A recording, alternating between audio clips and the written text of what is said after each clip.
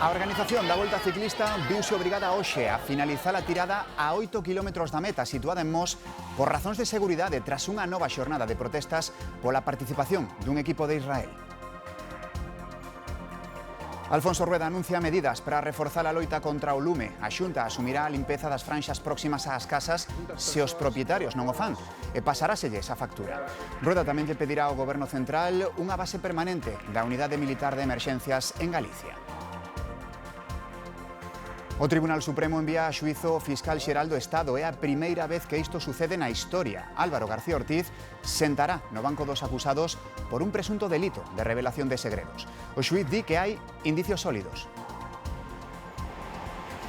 Un amor a primeira vista é o que sentiu a actual propietaria dunha mercería de Vigo cando visitou por primeira vez o negocio. Grazas a Ana María, é un dos máis lonxevos da cidade con 70 anos de historia. Boas noites. As protestas pola participación dun equipo israelí na Volta Ciclista a España obrigaron a finalizar a tirada de hoxe antes do previsto. A organización, por motivos de seguridade, decidiu neutralizar a etapa a 8 km do final inicialmente previsto en Mos. Os protestantes pro-palestinos chegaron a cortar unha árbore á estrada pola que transcorría a carreira. Por sorte foi retirada a tempo. A portavoz do BNG, Ana Pontón, volve a apoiar este tipo de actos. Nas redes sociais, Pontón manifesta que son unha mostra máis na defensa do pobo palestino e di que ve intolerable que Israel participe nunha competición deportiva como esta. O presidente da Xunta laiouse da imaxe que este incidente dá de Galicia. Nun chío en redes sociais, Alfonso Rueda asegurou que Galicia non é violenta e que as protestas son lexítimas cando son pacíficas, non cando poñen en risco a seguridade dos ciclistas e tamén do público. Precisamente hoxe o Consello de Ministros aprobou o paquete de medidas anunciado por Sánchez para censurar a actuación de Israel en Palestina e facer efectivo o embargo de armas. Para os socios parlamentarios non abonda, mentres o Partido Popular acusa ao presidente de actuar con frivolidade ante o conflicto. Pro ministro de Exteriores de Israel, o goberno español actúa influído pola propaganda de Hamas. Hamas propaganda, like the Spanish government, causando dano e desestabilizando a zona de Gideon Sar, pero o goberno español non teme represalias de Israel. Este martes aprobou 9 medidas de presión contra o executivo de Netanyahu. No nos dejamos provocar. Tomaremos las medidas cuando lo consideremos, pero también, que quede muy claro, no nos vamos a dejar amedrentar por nadie. Entre outras medidas, vétase a entrada no noso país a 2 ministros de Israel. Para consolidar o embargo de armas, varios ministerios van poñerse a redactar o decreto. Sumar mete presa. Llegan tarde, pero son importantes y no pueden quedar desvirtuados por lo que salga del Consejo de Ministros. Podemos querer ler a letra pequena, pide que o embargo afecte tamén ás bases norteamericanas en Rota e Morón. Que se dejen de utilizar esas bases porque si no, pues el embargo no va a ser efectivo. Dende o PP acusan a Pedro Sánchez de actuar con frivolidade. Un presidente que es incapaz de presentar unas cuentas en su país cree que va a acabar con el conflicto en Palestina. Es ridículo y frívolo. Tras aprobarse o paquete no Consello de Ministros, Pedro Sánchez mantivo unha conversa co primeiro ministro de Palestina. A Fiscalía da Audiencia Nacional abriu unha investigación pola morte do cidadán español no ataque terrorista de onte en Xerusalén. Actúa logo de recibir un oficio da Garda Civil dando conta do atentado. A previsión é que abra causa penal no xulgado que esta semana se atopaba de garda. Será, polo tanto, o maxistrado Santiago Pedraz o que se faga cargo das dilixencias. Israel atacou a cúpula de Hamas en Qatar. O bombardeo tiña como obxectivo a delegación da organización palestina encargada de negociar o alto o fogo en Gaza. Hamas confirmou a morte de 5 dos seus membros, aínda que entre eles non está ningún dos seus dirixentes. O primeiro ministro israelí, Benjamin Netanyahu, xustificou o ataque como resposta ao atentado de onte en Xerusalén. O secretario xeral da ONU, Antonio Guterres, condenou o que considera unha violación flagrante da soberanía do país árabe. O exército de Israel ordenou evacuar toda a cidade de Gaza e denominou unha zona de combate perigosa. O goberno de Netanyahu está a ameazar unha inminente grande ofensiva terrestre para acabar co que consideran o último bastión de Hamas. Un voceiro do exército dixo que de momento desaloxaron unhas 100.000 persoas, pero que teñen que evacuar ata 1 millón. Organizacións humanitarias aseguran que o sur está totalmente colapsado e que xa non collen máis desplazados. Aquí en Galicia, o presidente da Xunta, Alfonso Rueda, compareceu esta mañá no Parlamento para informar da xestión dos incendios do mes de agosto. Anunciou que a Xunta vai asumir a limpeza das leiras próximas ás casas. Jesús. Sí, hola, que tal? Alfonso Rueda fixo balance aquí no Parlamento do acontecido en Galicia durante o verán cos incendios que deixaron máis de 120.000 hectáreas queimadas. Anuncios tamén houbo por parte do presidente da Xunta en materia de prevención e de extinción. Neste último capítulo, por exemplo, vai a pedir ao Goberno Central o establecemento dunha sede permanente en Verín da Unidade Militar de Emerxencias. Ademais, vai aumentar os medios propios da Xunta en materia de extinción. Respecto da prevención, aumentará a superficie que se pode limpar nos terreos da chamada Rede Natura dunha especial protección. E habrá tamén unha colaboración especial cos concellos de menos de 10.000 habitantes para manter limpas e despexadas as chamadas franxas de seguridade que protexen as poboacións e as casas. Alfonso Rueda dixo que Galicia viviu en agosto unha situación dura e loou o labor dos equipos de extinción. Nunha situación extraordinaria, vin a resposta extraordinaria dun pobo extraordinario. Cifrou en 120.000 as hectáreas queimadas e anunciou que esta semana se van pagar as primeiras axudas. Podemos pagar xa con anticipo do 100% as primeiras dúas axudas para reconstruir casas onde vivía xente e que foron destruídas. Rueda adiantou que se vai aumentar a superficie que se pode limpar en terreos da Rede Natura. Tamén dixo que se van duplicar os inspectores para vixiar as leiras próximas ás vivendas e que a Xunta vai asumir as competencias de limpeza. Os traballos de limpeza, por lo tanto, asumiría o SEAGA, que despois, naturalmente, pasaría a factura correspondente ao propietario, máis a sanción que tamén sería tramitada dende a Xunta de Galicia. O Goberno galego tamén vai reforzar os medios de extinción, tanto mediante incorporación de novos avións e helicópteros como a creación de novas bases.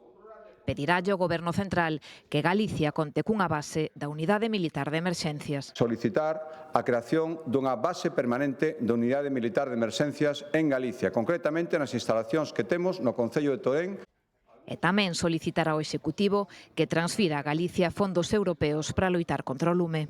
Se o Goberno non sabe en que gastalos, en Galicia temos motivos e sitios de sobra para poder facelos. A oposición pediu a dimisión de Rueda pola xestión dos incendios. O presidente da Xunta reprochoulles a falta de propostas. Señor Rueda, vostede fracasou. É unha evidencia que xa non é discutible. Só hai un camiño posible, a súa dimisión. O señor Marlaska, en plena vaga, si nosotros hubiéramos entendido que una comunidad autónoma se encuentra en una situación de incapacidad para la extinción de incendios, hubiéramos asumido la gestión de los trabajos, pero la gestión fue la adecuada. Peticións de dimisión do líder dos socialistas e de Ana Pontón, que cualificou o presidente de incompetente. Rueda afeulle que ela non cancelara as vacacións ata pasados varios días. Nunha escalada propagandística, púxose o chaleco para tapar a súa incompetencia. ¿Sabe por que levaba chaleco? Porque estaba ali. Non aparecín o día 15, levaba xa desde o día 12.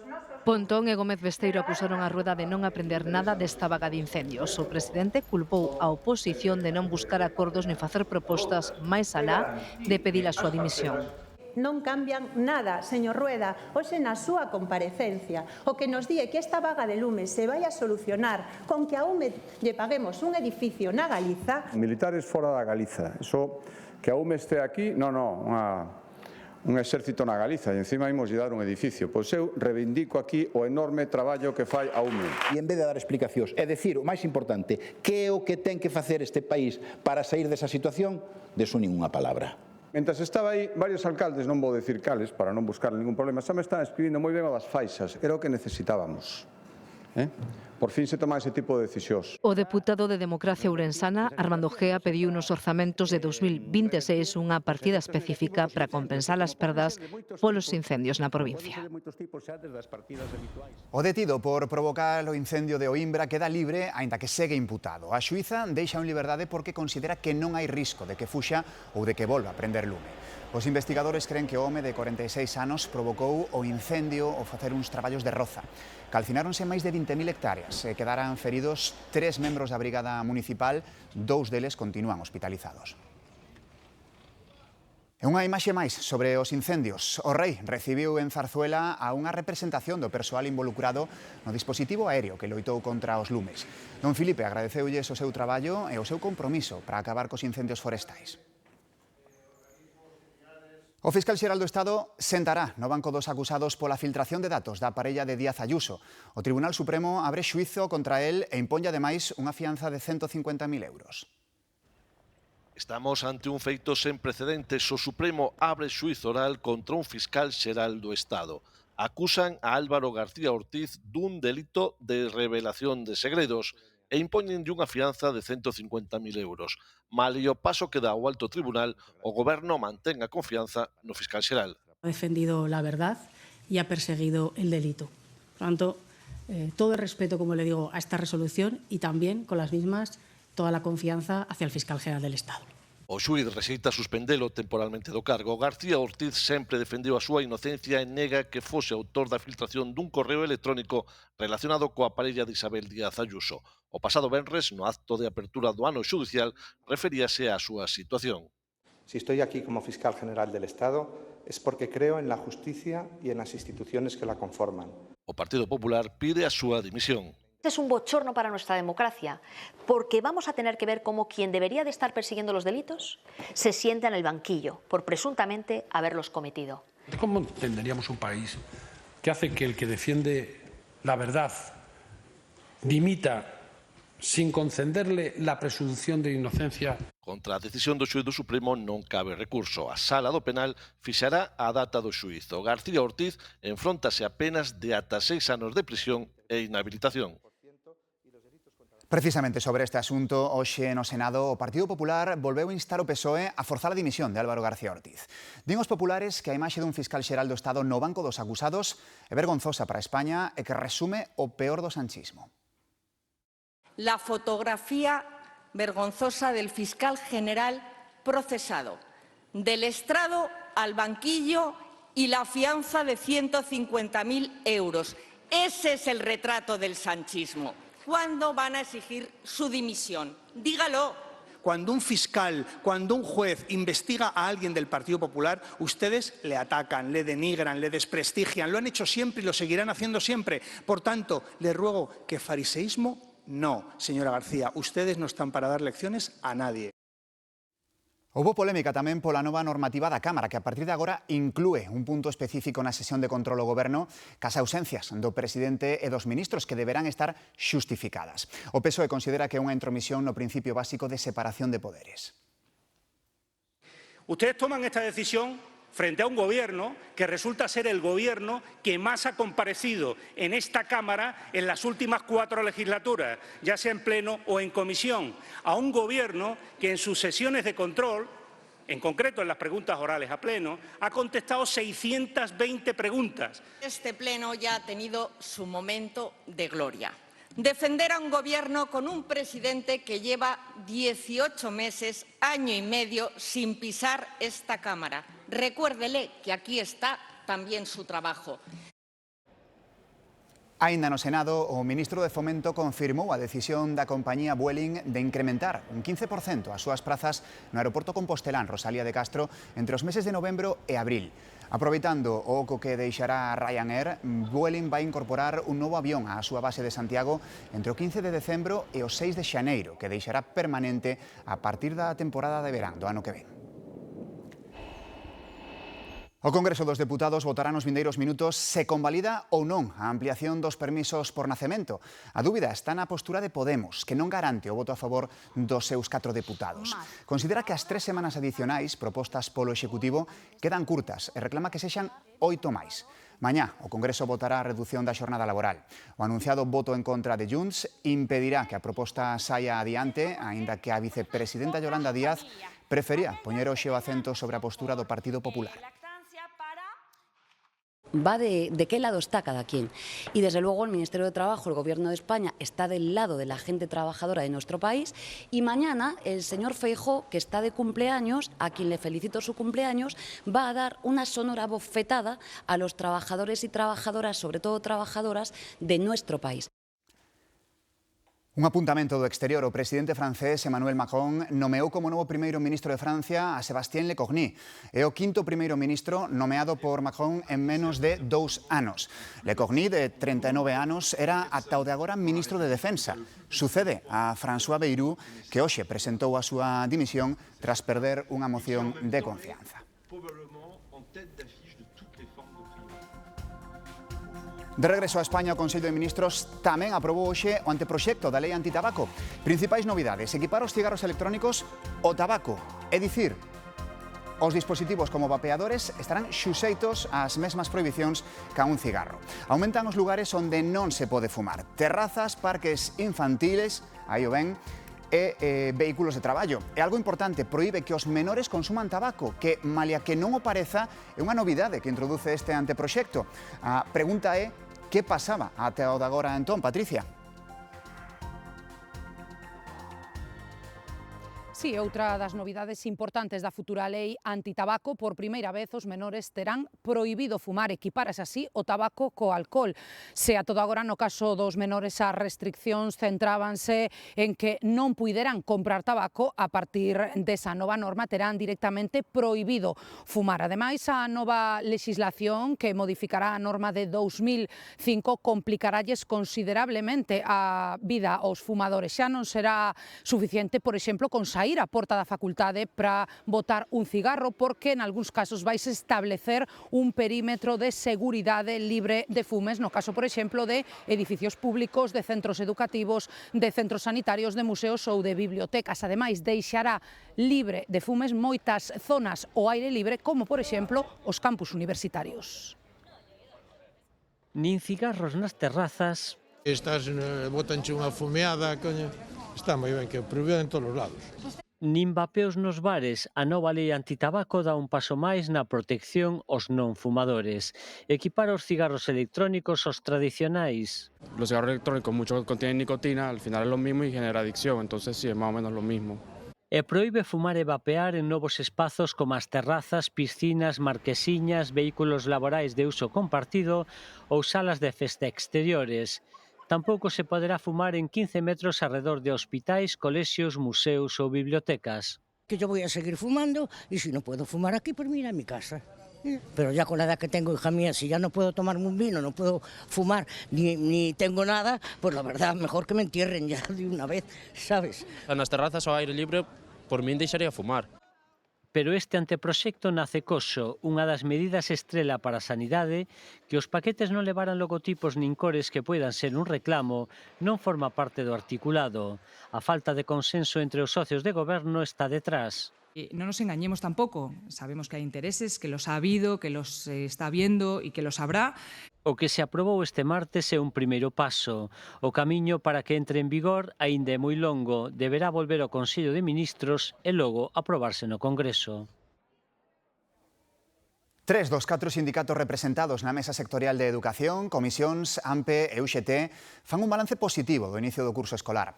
Aseguran que o acordo que asinaron ca Consellería para mellorar o sistema educativo permitiu manter aulas e postos de traballo. Os últimos 2 cursos se salvaron do peche, porque hai incluso unha cláusula de acordo que limita ao máximo as supresións de aulas. Se salvaron do peche 414 aulas e temos máis docentes no sistema, tanto en infantil e primaria como en todas as etapas. Desde a Consellería tamén avalían positivamente o aumento do profesorado e salientan as liñas estratégicas que se van poñer en marcha este curso.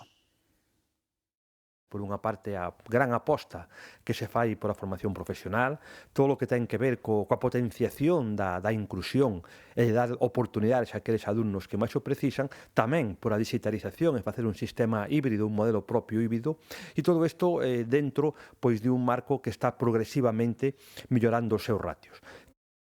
Os produtores da faba de Lourenzá están preocupados pola colleita deste ano. A calor do verán e a chuvia escasa pode que repercutan na produción, que será máis cativa do que agardaban. Non gañan para males porque na campaña anterior o exceso de chuvia provocara fungos na faba que fixeron que a colleita se reducise nun 80%. A faba de Lourenzá, como ben sabemos todos, é a mellor faba do mundo, recoñécese pola súa piel fina, que non se nota ese pellejo na boca ao comela, pola súa textura, pola súa mendicosidade. Unha vez identificada, sepan que pode que este ano a faba de Lourenzá escasee de novo. O ano pasado foi polo exceso de chuvia. Perdeuse case o 80% da colleita. Fai un mes e éramos máis optimistas de que somos hoxe. Hai fincas moi desiguais, hai moita sequía, preveo que vai ser unha campaña escasa, algo mellor que a do ano pasado, sí, pero de todas formas moi escasa. A incertidume fai que en algunhas plantacións xa estea toda a fava recollida e noutros ainda lles falten uns días para comezar. Logo toca debullalas a man e finalmente envasalas. Hai que, unha a unha, ir abrindo e quitando. E despois levar, pois, pon a cámara para que congelen. Ao mercalas, fíxense que estean identificadas co selo da indicación xeográfica protexida. Tremendo susto este mediodía en Marín. Por causas que se descoñecen, unha bombona de butano estoupou na rúa Méndez Núñez, danando gravemente a estrutura dun edificio e provocando queimaduras de gravidade no residente do inmoble, Alejandro. Sí, trátase dun home duns 80 anos que grazas á axuda dun policía local e tamén de outro veciño que abateron a porta, puido saír polo seu propio pé, pero tivo que ser trasladado a un hospital de referencia na cidade da Coruña. Como poden ver, agora mesmo en directo, este treito da rúa Méndez Núñez en confluencia con Concepción Arenal segue pechado, o edificio está apontoado, perdeu varias fiestras e tamén sufriu danos estructurais. Ante esta situación, o Concello de Marín ten previsto derrubar este edificio en canto sexa posible. E ademais, segundo indican algúns veciños, nin a Policía Científica puido acceder ao interior do inmoble esta mañá. Os dous homes que están diante da árbore abaten a patadas a porta do inmoble, tal e como se ven as imaxes, para que o home que reside na casa poda saír. Un deles é un axente e outro é Juan Carlos. Había un policía xa da patrulla, entre os dous fomos ali a ver si sacábamos a persona dentro. E sacámola. Bueno, saliu el polo seu pé, así, pero viña todo queimado, xa afectado. Pero grazas a que ti bateches na porta, non? No, entre o policía máis eu os dous. Antes, contra 1:30, todos na rúa escoitaron o brutal estourido da bombona e viron como caían fiestras e rótulos, algúns moi preto de viandantes. Eu estaba na casa, que eu vive aquí ao lado, e sentí un ruido tan forte, e mime aquí queimo unha parede na miña casa.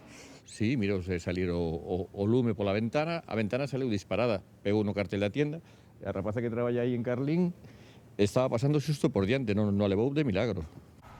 A rápida actuación do axente de Juan Carlos permitiu a rápida liberación do home de preto de 80 anos con graves queimaduras, aínda que puido saír polo seu pé. Foi trasladado ao Hospital de Referencia de Queimados na Coruña. A vivenda que sufriu graves danos estruturais vai ser demolida, segundo anunciou o Concello de Marín. No operativo estiveron presentes os bombeiros do Morrazo, Policía Local e Nacional, e hai outra persoa ferida cun problema auditivo.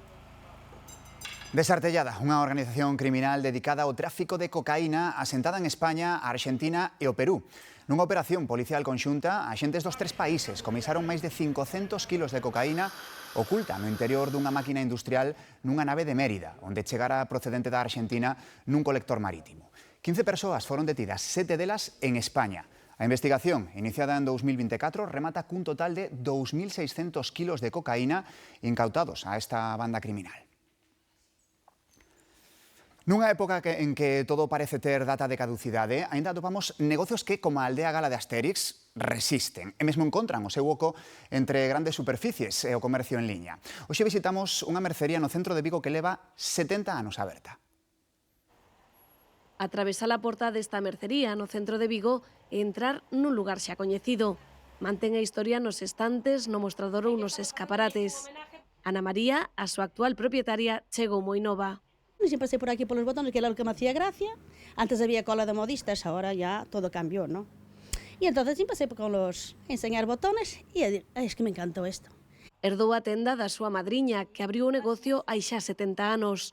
Un tempo no que cambiaron moitas cousas, pero non a súa forma de traballar, que consideran a garantía do seu éxito. Dar producto bueno, digamos, calidad y la atención al cliente. Esas dos cosas son producto bueno y atención al cliente. De verdad que yo creo que esas cosas son las más. Co tempo especializáronse e tamén cambiou o tipo de clientes. Mucho la señora mayor, que es de ropa de señora mayor, así a las abuelitas y tal. Mucho sujetador de cuerpo, fajas enteras, sujetadores de varias tallas, de pequeñas a grandes, bien grandes. A Ana María ainda lle queda moito para xubilarse, pero confía en que a tenda siga funcionando moitos anos máis. Pero despois tendré mi hijo que tamén le gusta isto, a lo mejor sigue. Que a volta ao cole volve un dos pesadelos de nais e pais. Os grupos de WhatsApp dos colexios son unha ferramenta tan cotía como inquietante. Mensaxes que chegan ás tantas, informacións rápidas e ás veces mesmo unha avalancha de ansiedade. Queren sementar o pánico en 20 fogares á vez un domingo ás 11 da noite? Un WhatsApp no grupo de pais do cole e a pregunta máxica: de que cor era a cartulina que hai que levar mañá?